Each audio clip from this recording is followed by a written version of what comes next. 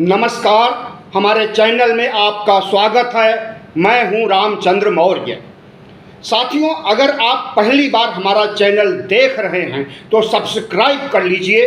Subscribe करने पर हमें बड़ी ताकत मिलेगी। और आज की चर्चा हम करने जा रहे हैं, क्या भारतीय जनता पार्टी दलित विरोधी है, ओबीसी विरोधी है, आदिवासी विरोधी है? जी हाँ, बीजापुर कर्नाटक साउथ के 6 बार सांसद रह चुके दलित सांसद रमेश जिग्गा जिगानी, जिन्होंने भारतीय जनता पार्टी पर आरोप लगाया है कि भारतीय जनता पार्टी दलित विरोधी है। राहुल गांधी ने संसद से सड़क तक प्रधानमंत्री नरेंद्र मोदी, भारतीय जनता पार्टी और आरएसएस को कहा है कि यह हिंदुत्ववादी पार्टी नहीं है।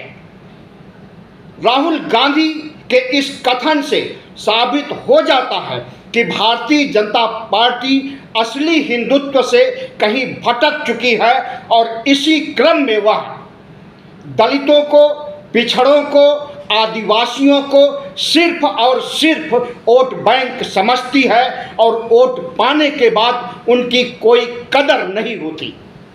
अभी आपने हाथरस में देखा, 122 से ज़्यादा मौतें भगदड़ में सत्संग के दौरान होती है और उसके लिए योगी आदित्यनाथ ने एसआईटी गठित किया। एसआईटी की रिपोर्ट भी आ गई, लेकिन उस तथाकथित बाबा ईश्वर के अवतारी को कसूरवार नहीं ठहराया गया। क्यों? क्योंकि वह दलित वोटों को एक मुश्त भारतीय जनता पार्टी को दे सकता है। जाटव समाज का बाबा सूरजपाल सिंह भारतीय जनता पार्टी का एजेंट है या फिर भारतीय जनता पार्टी के को समर्थन दे करके वह दलितों का एक मुश्त वोट ट्रांसफर करने की कोई प्लानिंग बना करके बीजेपी के मुख्यमंत्री योगी आदित्यनाथ के योगी आदित्यनाथ के एसआईटी के दायरे में नहीं आ सका। प्रधानमंत्री नरेंद्र मोदी, योगी आदित्यनाथ और जितने भी भारतीय जनता पार्टी के शीर्ष नेता हैं, वह सभी आरएसएस के निशाने पर हैं। क्यों? क्योंकि न तो भारतीय जनता पार्टी हिंदुत्व में विश्वास करती है, न भारतीय जनता पार्टी विपक्ष को दुश्मन की तरह ट्रीट करती है और उसे प्रतिपक्ष का दर्जा नहीं देना चाहती। यहाँ तक कि भारतीय जनता पार्टी विपक्ष को खत्म कर देना चाहती है, लोकतंत्र को खत्म कर देना चाहती है, संविधान को खत्म कर देना चाहती है। तो जिस पार्टी की ऐसी मानसिकता हो और जो पार्टी मनुवाद को लेकर के अरसे से चल रहा है और सवर्णों को पटा करके सवर्णों के लिए काम कर रहा है, ब्राह्मण क्षत्रिय वैश्य के लिए काम कर रहा है, पूंजीपतियों और कारपोरेट के लिए काम कर रहा है, वह दलित और ओबीसी को सिर्फ वोट बैंक समझता है और दलितों को, ओबीसी को राष्ट्र की मुख्य धारा में लाने का उसका कोई प्लान नहीं है।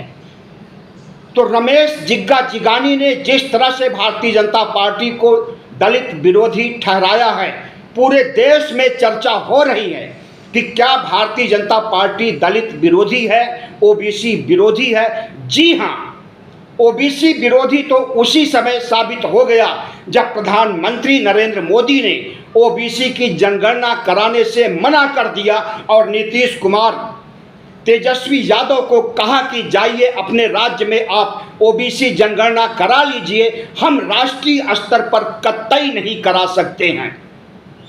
जाहिर है कि भारतीय जनता पार्टी जिस सवर्णवाद और जिस मनुवाद के दायरे से आती है, वहां पर ओबीसी, एससी, एसटी के लिए कोई जगह नहीं है।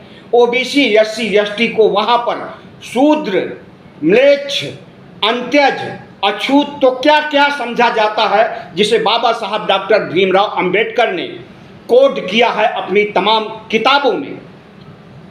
तो आज भारतीय जनता पार्टी अगर जीत करके आ रही है और उसे दलितों का वोट कम मिल रहा है तो उसकी पंगु सरकार बन जाती है, बैसाखियों वाली सरकार बन जाती है। इसके बावजूद अगर भारतीय जनता पार्टी की आंखें नहीं खुल रही हैं और वह दलित विरोध में इतना मदमस्त हो गई है कि अपने ही 6-7 बार रह चुके सांसद रमेश जिग्गा जिगानी को नज़रअंदाज करके उन्हें मंत्रिमंडल में नहीं शामिल कर रही है, तो इसका सीधा सा संदेश पूरे देश में जा रहा है कि भारतीय जनता पार्टी दलितों का वोट तो चाहती है लेकिन दलितों को हक और अधिकार नहीं देना चाहती है। एक बड़े सांसद को जो कि लगभग 40 सालों से जीतता आ रहा है, भारतीय जनता पार्टी का सांसद रहा है, ऐसे शख्स तक को अगर नज़रअंदाज किया जाता है तो बाकी दलित, ओबीसी समाज, आदिवासी समाज के बारे में भारतीय जनता पार्टी से क्या उम्मीद की जा सकती है। भारतीय जनता पार्टी कहती है कि वह आदिवासी, दलित और ओबीसी की सबसे बड़ी हितैषी है। नरेंद्र मोदी वही बात कहते हैं जो वह करते नहीं, और उनकी कथनी और करनी में कितना बड़ा अंतर है इन 10 सालों में आपने अच्छी तरह से समझ लिया होगा।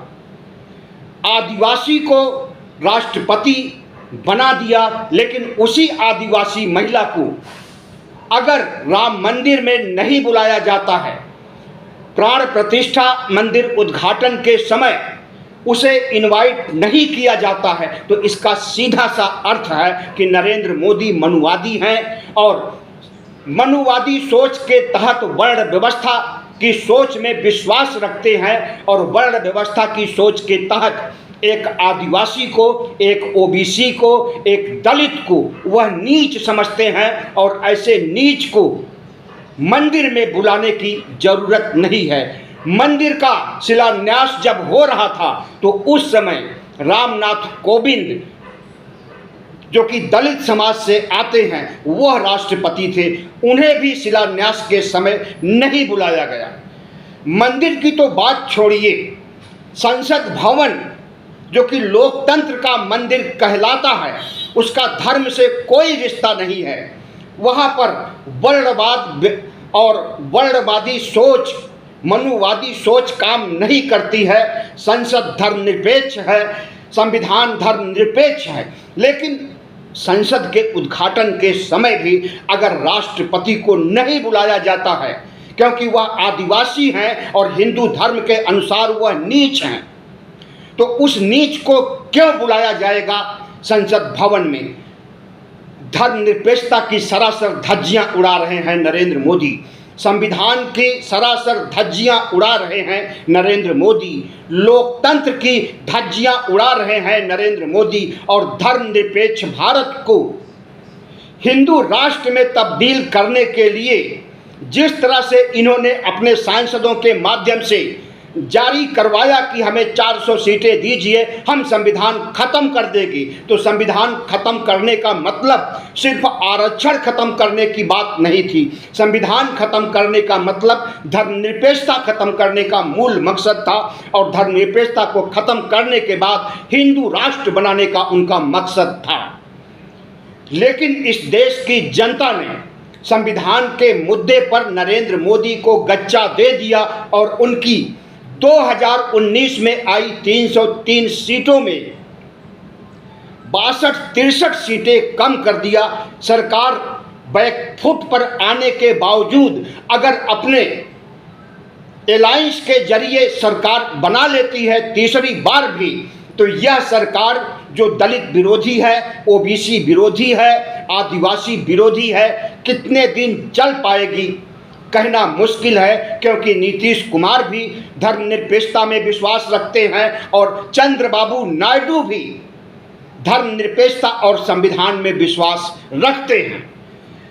प्रधानमंत्री नरेंद्र मोदी को ओबीसी, एससी, एसटी के द्वारा संविधान के मुद्दे पर कम वोट मिलने, कम सीटें होने, वोट प्रतिशत कम होने की चिंता नहीं है, बल्कि उसी ठसक के साथ वह दलितों का विरोध कर रहे हैं, ओबीसी का विरोध कर रहे हैं, जैसे 2014 से 19 तक करते आए हैं, 2024 तक करते आए हैं। लेकिन क्या इनकी यह सोच जो इन्हें मनुवादी ठहराती है, उस पर ये अड़े रहेंगे?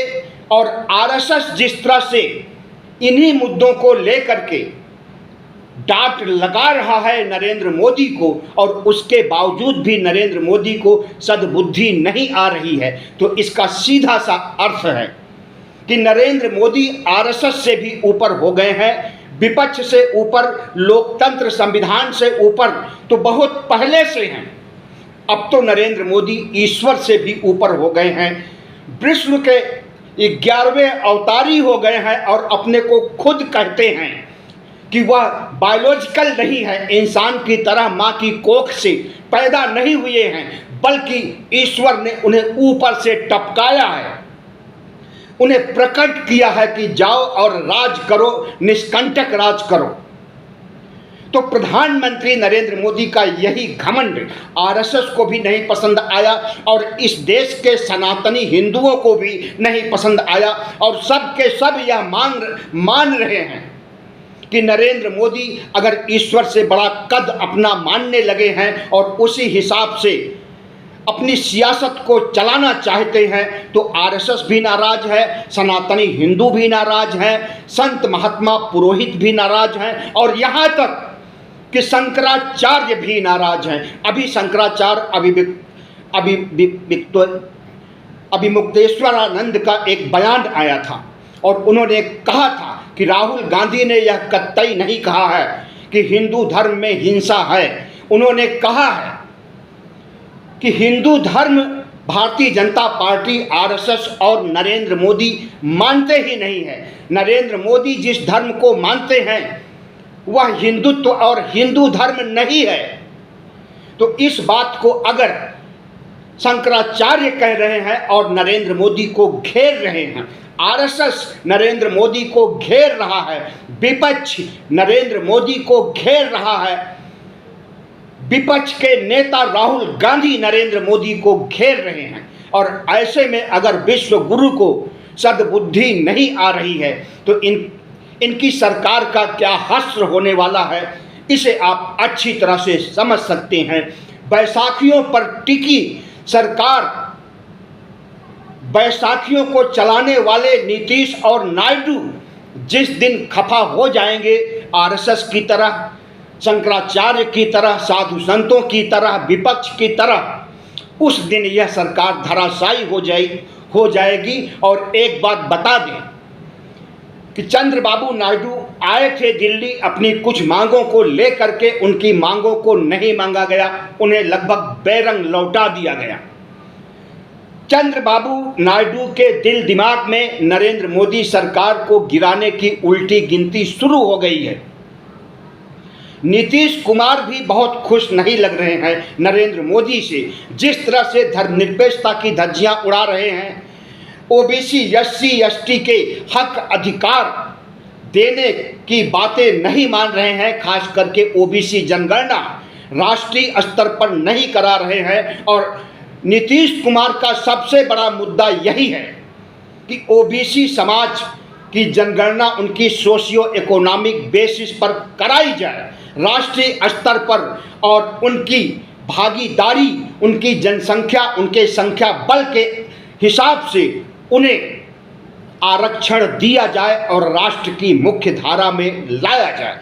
लेकिन नरेंद्र मोदी जो कि साबित कर चुके हैं कि वह दलित विरोधी हैं, ओबीसी विरोधी हैं, आदिवासी विरोधी हैं, वह क्यों ओबीसी जनगणना कराएंगे और क्यों ओबीसी की माली हालत को सुधारेंगे और उन्हें राष्ट्र की मुख्य धारा में लाएंगे। संसद भवन से बाबा साहब डॉक्टर भीमराव अंबेडकर, गांधी जी, छत्रपति साहू जी, शिवाजी और तमाम ऐसी मूर्तियों को ध्वस्त कर दिया है जो बहुजन समाज के महापुरुष हैं, जो प्रेरणा देते हैं आए दिन, जिनके दर्शन करने लोग जाते हैं और मूर्तियों से कुछ ना कुछ सीख करके मूर्तियों के संदेश को समझ करके आगे बढ़ रहे हैं, उन्हें प्रेरणा का पात्र समझते हैं। तो दलित समाज आज भारतीय जनता पार्टी से सख्त नाराज है कि वह बाबा साहब डॉक्टर भीमराव अंबेडकर फूले और छत्रपति शिवाजी को नज़रअंदाज कर रहे हैं और उनकी मूर्तियों को अगर संसद परिसर से उखाड़ करके फेंक रहे हैं, तो इसका सीधा सा अर्थ है कि बहुजन समाज, दलित समाज, ओबीसी समाज के लोगों को नज़रअंदाज कर रहे हैं और उन्हें उनकी औकात बता रहे हैं। संविधान की जहाँ तक बात है तो इसके बारे में तो नरेंद्र मोदी को पता है कि बाबा साहब डॉक्टर भीमराव अंबेडकर ने जिस संविधान को गढ़ा है, रचा है, उसके खिलाफ वे कुछ नहीं बोल सकते हैं, उसके खिलाफ वे कोई कार्रवाई नहीं कर सकते हैं, कम से कम चुनाव में हारने के बाद। लेकिन जिस तरह से वो बाबा जी की मूर्तियों को विखंडित करके फेंक दिए हैं और पूरे देश में सवर्णवादी शक्तियाँ आए दिन बाबा साहब की मूर्तियों को विखंडित करती रहती हैं और उनके ऊपर कोई कार्रवाई नहीं होती है, तो ये नरेंद्र मोदी का दोहरा चरित्र है, जिसे दोगलापन भी कह सकते हैं। एक तरफ वह कहेंगे कि संविधान को बाबा साहब भी नहीं बदल सकते हैं और दूसरी तरफ संविधान लोकतंत्र को खत्म करने के लिए पर्दे के पीछे काम करते हैं और अपने सांसदों से मुनादी करवाते हैं कि हमें 400 पार सीटें दीजिए, हम संविधान बदल देंगे, मनुस्मृति लागू कर देंगे। तो प्रधानमंत्री नरेंद्र मोदी जिस तरह से तीसरे टर्म में राज कर रहे हैं और भारत ही नहीं रूस में भी जाकर के कह रहे हैं कि 2014 के पहले भारत एक अंधियारे गर्त में, अंधियारी गुफा में छिपा हुआ था, उसका कोई नामो निशान नहीं था, तो क्या इससे भारत देश का अपमान नहीं हो रहा है? 2014 से भारत को कायाकल्प करने की बात कहने वाले नरेंद्र मोदी 2014 के पहले के भारत को भारत मानते ही नहीं है। तो प्रधानमंत्री नरेंद्र मोदी जिस तरह से देश विदेश में बयान जारी कर रहे हैं और जिस तरह से बड़ी ठसक के साथ, अहंकार के साथ, तानाशाही रवैये के साथ राज कर रहे हैं, ऐसा ज़्यादा दिन नहीं होने वाला है, क्योंकि अब भारतीय जनता पार्टी को पहले जैसा तगड़ा बहुमत नहीं है।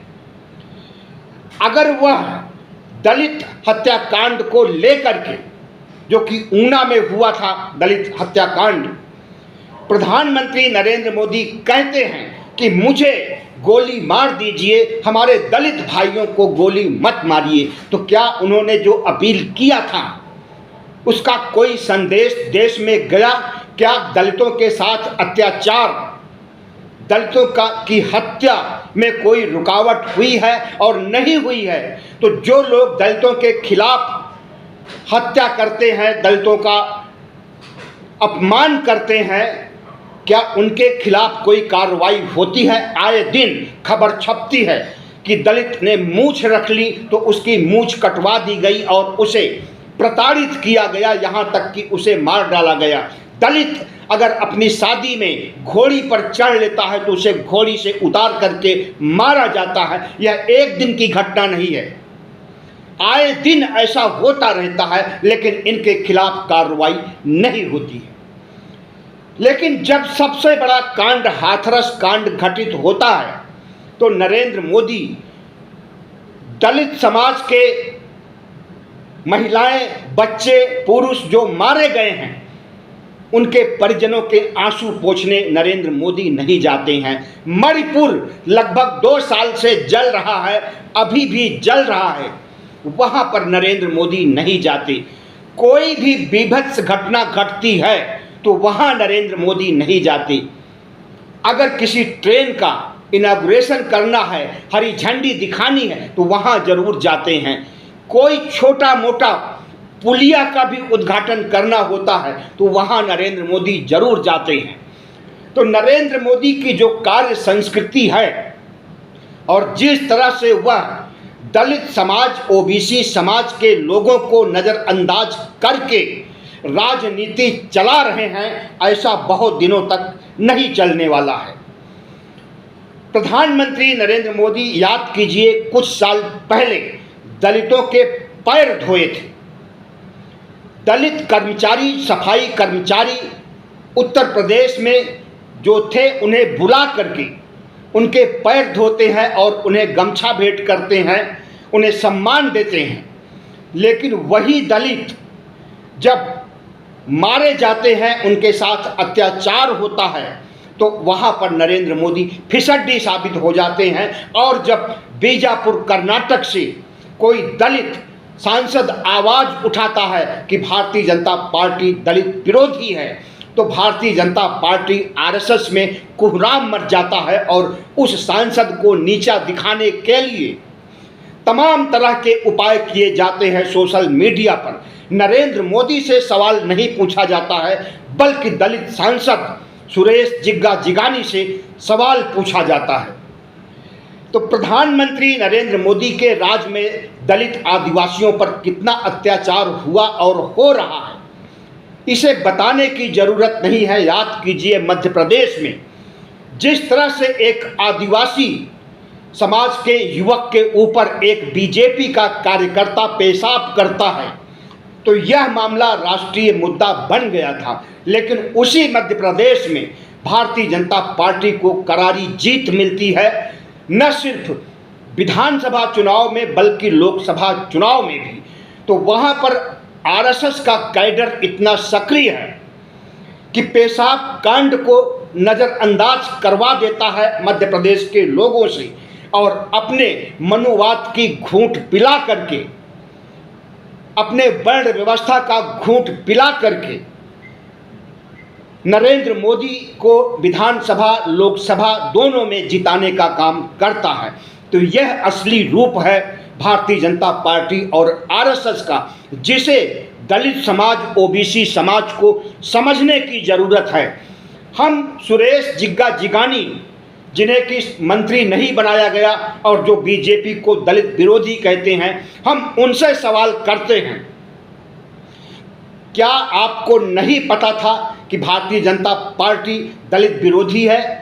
पहले से नहीं पता था कि भारतीय जनता पार्टी संविधान की इज्जत नहीं करती है, संविधान को तार तार नहीं करती है? क्या आपको नहीं पता था कि लोकतंत्र विरोधी भारतीय जनता पार्टी है? क्या आपको नहीं पता था कि धर्मनिरपेक्षता, समाजवाद, समानता की विरोधी भारतीय जनता पार्टी है? अगर आपको नहीं पता था तो आपकी सांसदी पर धिक्कार है।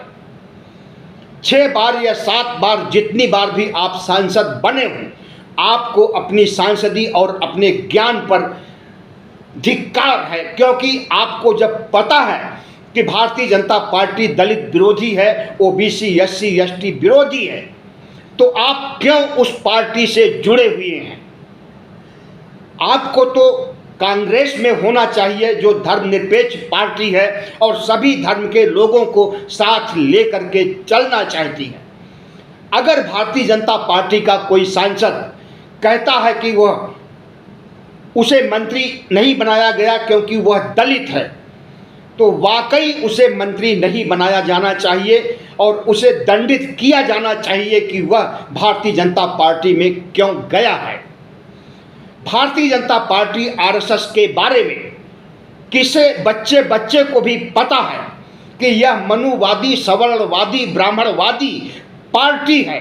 अंधविश्वास, पाखंड, ढोंग ढकोसला में विश्वास करती है और इसी ढोंग ढकोसला, अंधविश्वास और पाखंड का दायरा इतना बड़ा कर देती है कि उसे राम, शिव और कृष्ण के अलावा कोई नहीं दिखता। न तो मोहम्मद साहब दिखते हैं, न बुद्ध दिखते हैं, न जीसस क्राइस्ट दिखते हैं, न गुरु नानक दिखते हैं, और सभी धर्म बेईमानी हैं। सिर्फ और सिर्फ उसके लिए हिंदू धर्म ही महान है। और उसी महान हिंदू धर्म को जिस ढंग से वह मानती है, उसके खिलाफ अगर राहुल गांधी आवाज़ उठा रहे हैं, तो राहुल गांधी की आवाज़ पर इस देश की जनता को ध्यान देना चाहिए और राहुल गांधी के संदेश को जन जन तक पहुंचाना चाहिए। भारतीय जनता पार्टी और आरएसएस के चाल चरित्र चेहरे को समझने की जरूरत है। और अगर इस वैज्ञानिक प्रगतिवादी युग में भी आरएसएस और भारतीय जनता पार्टी के चाल चरित्र चेहरे को नहीं समझा जाएगा और इनका बहिष्कार नहीं किया जाएगा, इनके वोट पर चोट नहीं किया जाएगा, तो समझ लीजिए कि आप अपनी पीढ़ी को भी गुलाम बनाए रखने के लिए जतन कर रहे हैं। बहुत बहुत धन्यवाद। हमारे चैनल को सब्सक्राइब कीजिएगा, लाइक कीजिएगा और शेयर कीजिएगा।